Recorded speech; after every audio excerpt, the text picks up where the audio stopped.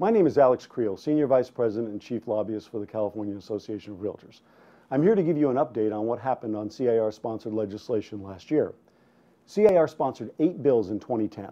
When CAR sponsors legislation, it means that CAR's Board of Directors comes up with an idea or ideas and directs staff to pursue legislation to put those ideas on the books, so to speak. In 2010, of the 8 bills sponsored, 2 became law, 2 were stalled in the process for fiscal or money reasons, 2 were pushed over to the interim, that's the time between legislative sessions, and 2 were vetoed. CAR passed Assembly Bill 1762 by Assemblymember Hayashi, which clarified the advance fee laws, which were changed recently in connection with loan modifications. That clarification makes clear that those changes and advance fee limitations do not apply in connection with listing agreements and fee-for-service contracts. CAR also sponsored Senate Bill 1427 by Senator Price to limit local governments that were imposing unreasonable costs and requirements for maintenance and nuisance abatement on vacant properties. That bill requires nuisance abatement costs to be limited to what is actual and reasonable and requires a schedule of costs before a city can impose nuisance abatement liens. 2 bills were stalled because they required resources or money to implement. Senate Bill 206 by Senator Dutton would have created a first-time homebuyers tax credit for owner-occupied REO properties equal to 10% of the sales price of the home, not to exceed $8,000. Senate Bill 1123 by Senator Negrete McLeod would have protected Department of Real Estate reserves so they could not be taken or raided by special fund agencies. 2 bills were pushed to the interim and will be the subject of an open forum discussion at the CAR Board of Directors meeting in San Diego in January. Senate Bill 1000 by Senator Correa would have required lenders to accept a portable appraisal.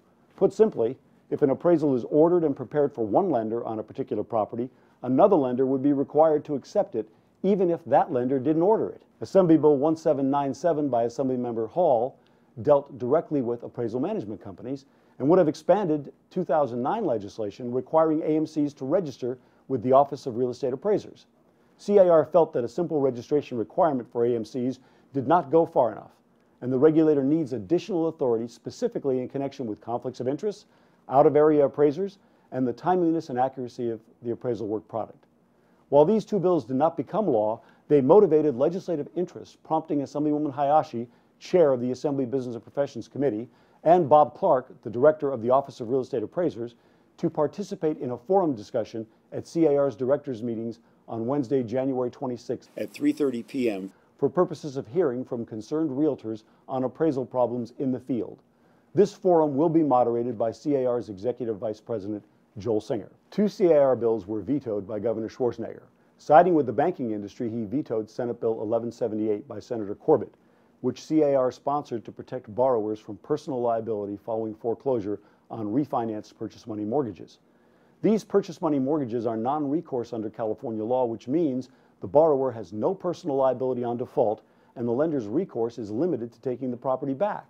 But when the borrower refinances, the non-recourse protections are lost and the lender can, on default, take the property back and pursue the borrower personally as well.